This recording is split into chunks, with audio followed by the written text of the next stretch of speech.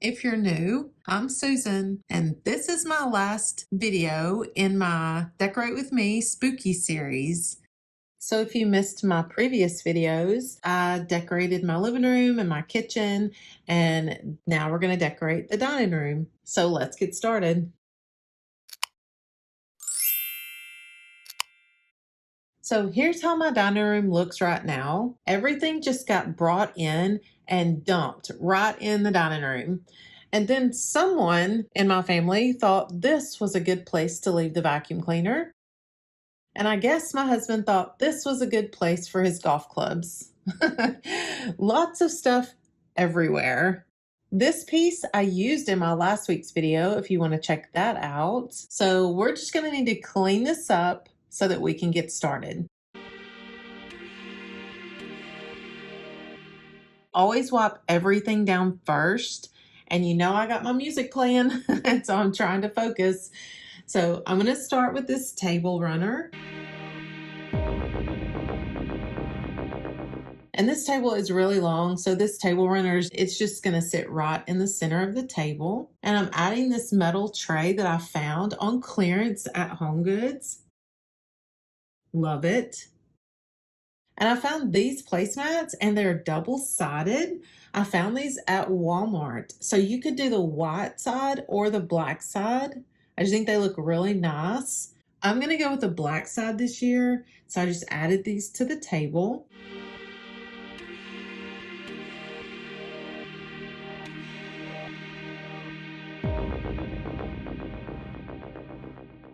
And y'all know I love my wooden chargers. You can use these all year. And I kept it really simple this year with a solid white plate and a clear plate and then a cream colored napkin on the top. And if you have watched my previous videos, you know that I made these napkin rings and I love using them. They are super easy to make. And you know, napkin rings can get a little pricey sometimes. So these are very inexpensive. And like I said, super easy to make.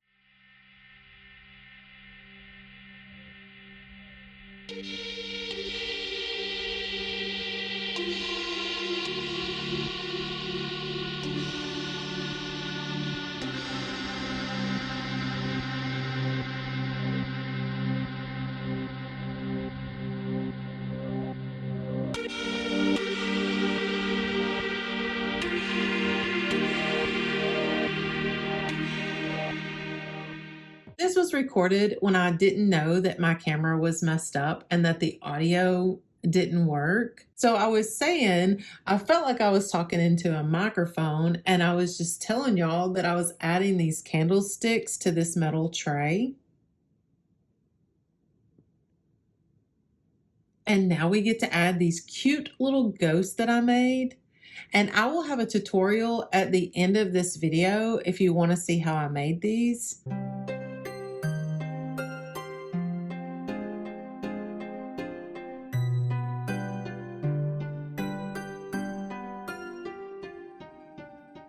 I felt like it needed more candlesticks, so I did add a few more.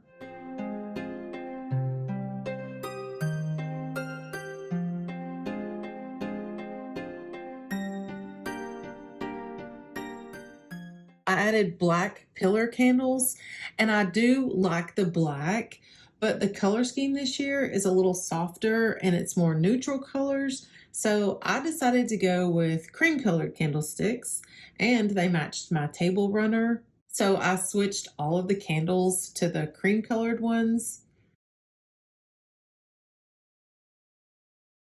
Then decided to add this white feather boa just to give it some movement.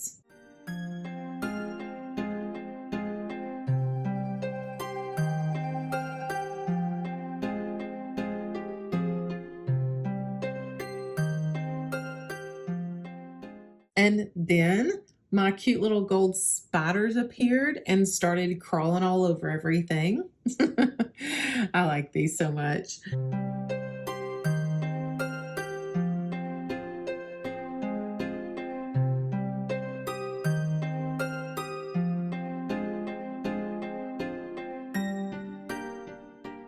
Every time I walked past the table, I kept looking at the ghost with their black eyes, and it just felt off. Something just wasn't hitting right. So I decided to add some gold paint. I think that helped. If I was doing an all black and white color scheme, the black eyes would have looked fine. Then I added fairy lights to give it that warm, sparkly glow.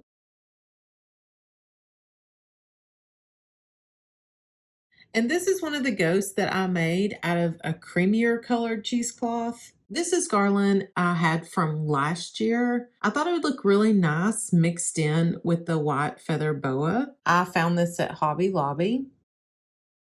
I put one garland in the front and then added a second garland to the back.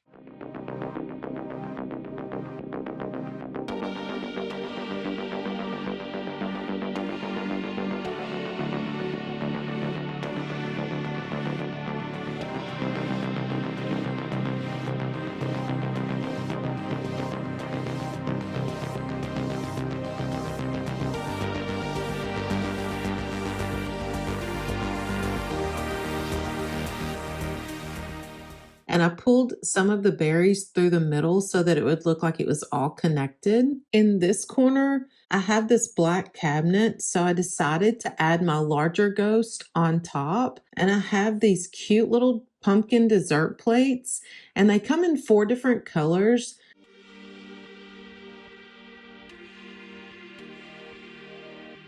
And then I added my velvet soft pumpkin, and I love the stem on this one. More of my little plates, and one more ghost. These are so fun to make. Over here on this side table, I'm adding risers. Then I decided to move this vase down. This vase came from Target. I love these wooden jack-o'-lanterns. I found these at Home Goods.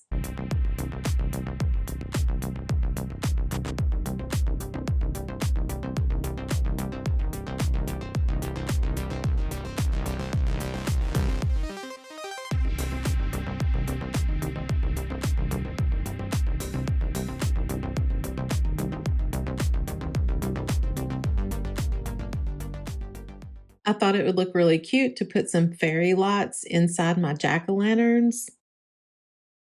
And here's how they look. I love it.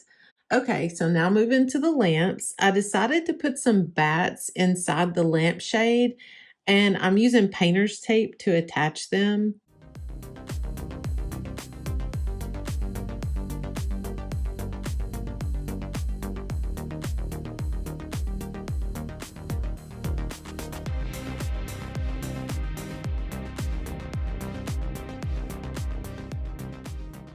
And y'all, we ordered this bar cart months and months ago, and when it finally arrived, it was damaged.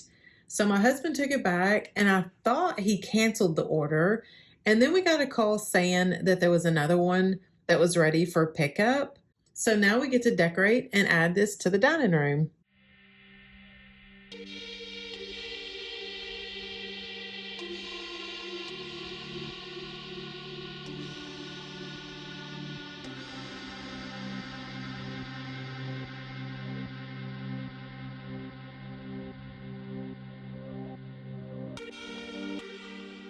I have been wanting a bar cart for like a little while now, so I'm glad it didn't get canceled. I love the shape of these wine glasses.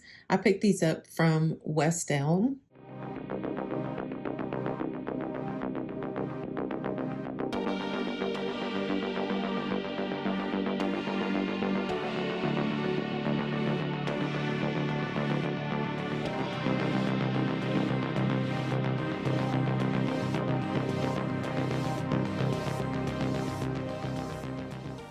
And this piece looks like Gus the Ghost from Pottery Barn. I found this at Marshall's.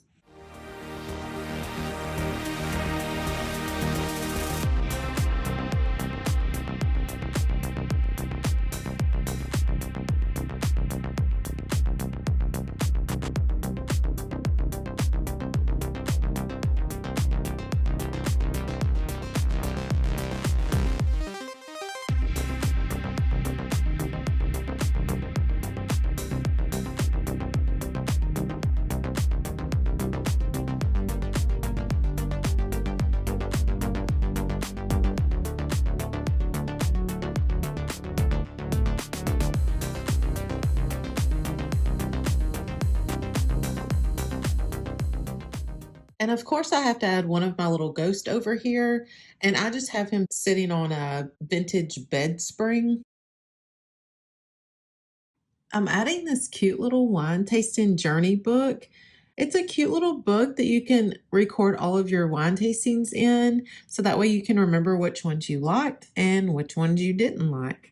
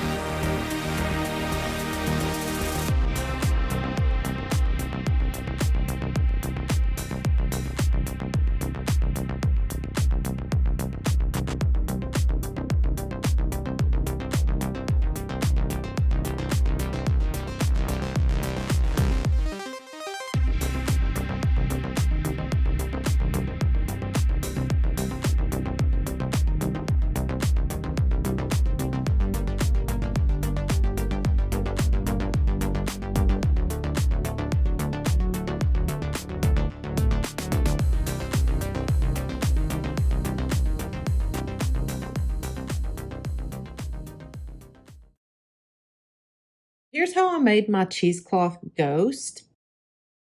You'll need some kind of cheesecloth. I have several different kinds. This one is more of a creamy color and a little bit thicker that I ordered. And then I just had a few different brands in my pantry. So I just figured I would try a couple of different ones to see how they turned out.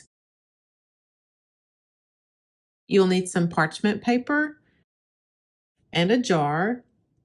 These jars are just old spice jars that I saved. You'll add a styrofoam ball for the head and pipe cleaners for the arms. I just twisted it around the top of the bottle, and then to make them thicker and stronger, just twisted them all the way down and did this on both sides.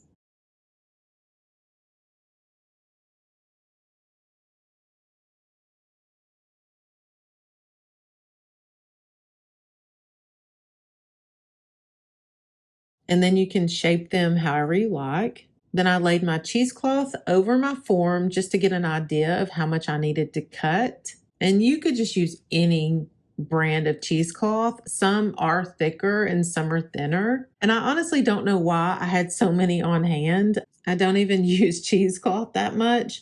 I have no idea why I had so many. This one is really thin, so I did use multiple layers. I sound like Shrek. Layers. Okay, so now take some Elmer's glue, and I never really measure anything, so I honestly don't know how much to tell you to add. I just added it until I thought it looked like the right consistency, and I mixed mine up in this old Tupperware dish so that I could put the lid on it and save my glue mixture so I could make more ghosts later if I needed to add extra. So just mix it up really well. And you can see I was just adding more glue and mixing until it looked right. And you'll want to lay something down to protect your surface. I'm using parchment paper. Now take each cut piece of cheesecloth and dip them in the glue mixture and then lay them over your form. Just make sure they're completely covered. I dip them in and then I open the cheesecloth back up and then dip them a couple of times just to make sure that it's covered.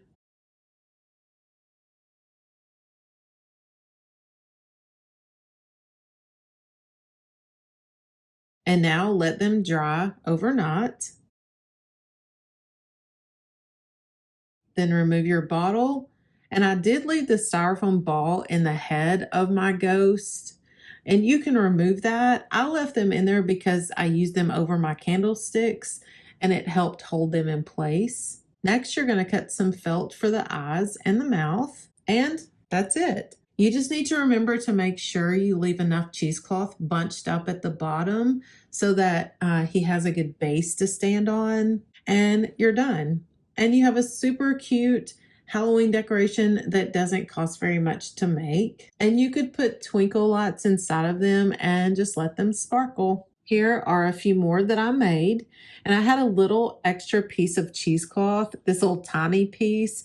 So I played around with it and just made a cute little flat ghost. Not sure what I'll do with it, but just testing it out.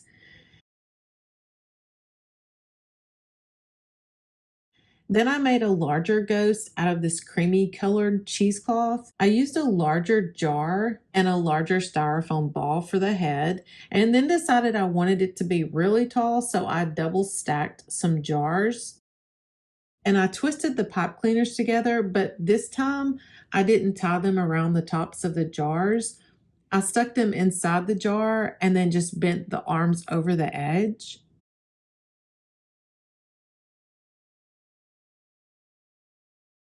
I dipped my cheesecloth in the glue mixture and then added it to my frame.